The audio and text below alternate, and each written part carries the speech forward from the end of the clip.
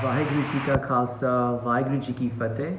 Welcome to Lesson 1 of Volume 3 United Sikh Movement's Gurbani Study Curriculum. I'm super excited to get this course started with all of you, and I cannot wait to dive in and talk about the Bani and talk about the themes and everything being discussed here in this curriculum. So I want to point out first, you guys should all have workbooks by now. If any of you have actually browsed through the workbooks, you probably noticed that the format is slightly different than what you've been used to in the last two volumes. So in the last two volumes of Gurbani Study, Volume 1 was on Kirtan Sohila. We started it in the beginning of the Bani and then we finished it at the end of the Bani. And the second volume, we started in the beginning of Japji Sahib and we finished at the end of the fifth Bani. So in both of the first two curriculums, we picked one Bani to start in the beginning and finish either the entire thing or in chronological order, finish as much as we could in the time allotted to us. However, you probably noticed that in this curriculum, we have not picked one Bani to cover for the entire year. So we wanted to pick a Bani written by Guru Gobind Singh Ji. That was something we all wanted to do here at the USM Gurbani Study Committee, and we had a lot of debates as to which one should we choose. People talked about Chopay Sahib, Jap Sahib, various other Banis as well.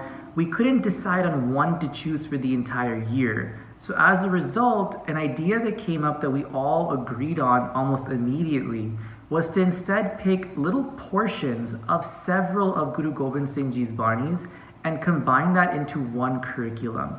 So that's what you see here in front of you, the Dasam Bani curriculum, is we have taken little portions of Bani from several of Guru Gobind Singh Ji's writings, and we have included them all in different lessons for you here in this curriculum. So despite that format being slightly different than our previous two curriculums, everything else remains the same. We do want students to go home with literal translations of line by line, word by word of the Gurbani being discussed, and that has not changed. There's white space underneath each line, so students can write down translations as well as further explanations that they receive in the video. And more than that, we do want to stick with the theme of making this course practical. So talking about issues that affect students and young professionals day to day. We are going to talk about how Bani is related to that, both in the translations and in the videos. And of course, we are continuing the activity portion as well. So the second half of the class, you will get to discuss what you learned, learn from each other, and build a stronger Sangat on your campus or in your city or community, wherever you may be taking this course, or even online for that matter. So I wanted to point that out in the beginning in case anyone was confused as to, what's the deal now with Gurbani Study. They're not following what they did the previous first 2 years. We did that on purpose, and I wanted to point that out to you right in the beginning. So talking about Dasam Bani refers to Bani written by Guru Gobind Singh Ji. So where does that come from? It comes from Sri Dasam Granth Sahib and also from Sri Sarablo Granth Sahib. And those Granths are Granths compilations written by Guru Gobind Singh Ji. So within each of those Granths, there are different Banis. So for example, Jap Sahib, Dal Prasad Savaiye, Chopay Sahib, etc. All of those Banis are contained within Sri Dasam Granth Sahib. So we will be talking about several different Banis written by Guru Gobind Singh Ji in this curriculum. And each Bani that we discuss has a different theme to it. For example, some Banis describe, what is God? Who is God? Is in an energy form? How does God appear? All of these different descriptions of God are given in several Banis written by Guru Gobind Singh Ji. So we talk about that theme. We talk about a Bani that praises God's qualities and describes his characteristics. So we talk about that. We talk about Bani that talks about equality and how everyone is considered equal and how a Sikh is supposed to fight for that equality of all people and treat everyone with respect. We talk about Bani that instills a sense of bravery and courage within the reader to go and do what's right no matter what the odds are, and to never change our minds or change our ways in the face of fear. And There's a lot of Bani written against ritualism as well, talking about social problems that were present in society back then, but are also extremely relevant right now. So Bani that tells us to go against social ills and issues that are facing people back then and today.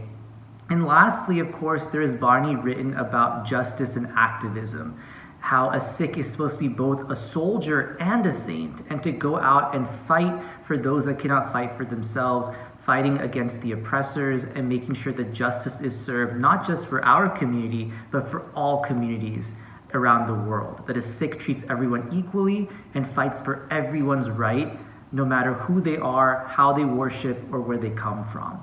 So we're going to be going over Bani written by Guru Gobind Singh Ji that covers all of these themes. So in a way, it's extremely exciting because every day you come to class, we will probably be doing a different theme altogether. So it's like little snippets within one larger curriculum. It's, I would say, maybe like a dozen small courses within one entire curriculum. So it is a different format for sure, but it's something that I think is very exciting, and I think everyone here hopefully will enjoy and benefit from. I wanted to point out all of these themes as well because I feel in the Sikh community, we have a habit of typecasting our gurus. And typecasting is basically when we pick certain characteristics for a person and we just think of that person only has these characteristics and nothing else. So, for example, with Guru Gobind Singh Ji, unfortunately, many people in our religion, in our community, in the Panth, when they think of Guru Gobind Singh Ji, they only think of him as this amazing warrior, this fighter, this general that went into battle and fought against the Mughals and killed the oppressors and was victorious on the battlefield. All of that is 100% true. He did all of that. He was a prolific warrior. He did fight against oppression, and he did fight against anyone that was harming other people. But Guru Gobind Singh Ji was also a lot more than simply just a warrior. He was an amazing kirtaniya. He was a ragi. He could sing in every single rag. He invented the dilruba. He made his own instrument. He was a prolific writer. As we're going to learn this year, he wrote so much Bani, full of love and spirituality and instilling a sense of bravery amongst his Sikhs.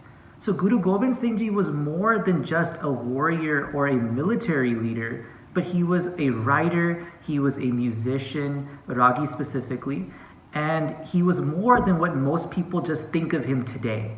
So I wanted to point that out, that when we think of Guru Gobind Singh Ji or think of his Bani, we need to think beyond just the warrior stereotype that we have given him.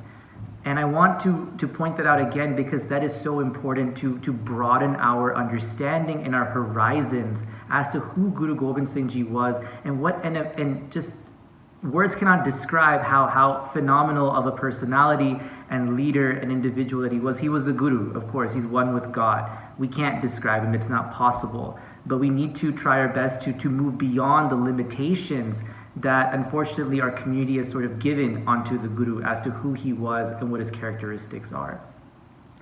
And I wanted to spend a few minutes as well talking about the role of Guru Gobind Singh Ji's Bani, the role of Dasam Bani in our Panth. Dasam Bani is extremely, extremely important to our faith. Without it, we would be in deep trouble. And there are so many portions of the Panth that use Dasam Bani every single day, but sometimes we don't realize that we're actually using Dasam Bani. Now, for example, in our Nitnem, which is our daily Path that a Sikh is supposed to do every day, the bare minimum that a Sikh is supposed to recite or listen to on a daily basis, includes several Banis written by Guru Gobind Singh Ji. The three in particular are Jap Sahib, Dil Prasad Savaiye, and Chopai Sahib. All three of these must be read or listened to by a Sikh every single day, along with Japji Sahib, along with Rera Sahib, along with Sohila, Anand Sahib. These are all required Banis for a Sikh. So understand that Dasam Bani, Bani written by Guru Gobind Singh Ji, is no less important than any other Bani. So again, understand how deep of an impact and how important it is to our Panth that almost half of our nickname comes from Guru Gobind Singh Ji. That's how important these Banis are to our Panth, to our community. And similarly, these Banis are also recited while the Amrit Sanchar ceremony is happening. So when we are administering Amrit to Sikhs to become Amritdhari Sikhs, these same 3 Banis I mentioned are also recited at that time, meaning Dasam Bani, these Banis in particular, are used to make Amrit. That's how important they are. You take away these Banis, that's not Amrit anymore. So this is extremely important to recognize that these Banis are part of the Amrit ceremony. And I also want to point out that the concept of Amrit is only mentioned and discussed in Dasam Bani. It's not discussed in any other scripture but Dasam Bani. So without Dasam Bani, we don't even have Amrit. That's how important Guru Gobind Singh Ji's Bani is to the Panth. Taking it a step forward, the Ardas, right? So I think everyone has probably seen an Ardas or heard an Ardas in a Gurdwara or perhaps at your house after a Path at home or a Kirtan at home. You do Ardas. Pritham Bhagoti Simar Ke Guru Nanak Lete Aaye. From that portion onwards, the line Patshahi Dasmi is used, right? That's indicating that the beginning portion of the Ardas is written by Guru Gobind Singh Ji. And that's absolutely true. It comes from a Bani called Chandi Divar, which we actually will discuss in this curriculum. But again, you take out Dasam Bani, if we don't recognize its importance, then we don't have Ardas. Ardas doesn't exist in Sikhi without Guru Gobind Singh Ji's Bani. That's how important it is to the Panth. And going forward, even how we greet each other, right? A Sikh traditionally is supposed to greet each other by saying Fateh. Vaheguru Ji Ka Khalsa, Vaheguru Ji Ki Fateh. That phrase comes from Dasam Bani. So again, take out Dasam Bani or reduce its importance in any way, suddenly we don't have that phrase anymore. We can't say Fateh to each other because we removed it from the Panth. So Dasam Bani is extremely important to the Panth. It's important to understand, and it's important to really appreciate, because so much of our Panth is based on Guru Gobind Singh Ji's Bani. And I also want to mention that Dasam Bani is the only Bani that actually names all 10 of the Sikh Gurus. No other scripture in Sikhi actually names all of the Gurus. So from a historical point of view, Dasam Granth is very important for us to understand and remember our history as a Panth. Bani such as Bachitra Natak as well, the Zafarnama, both are historical documents too that historians and researchers study today to better understand the political situation and the military situation that existed in South Asia at that time. So this Bani is also extremely important from an academic point of view as well. Obviously from a spiritual point of view, it's extremely important, but even from a researcher point of view, a historical point of view, it is important as well. So with that then, I hope this gives you a brief intro to what we're about to do this year. I'm super excited to get started.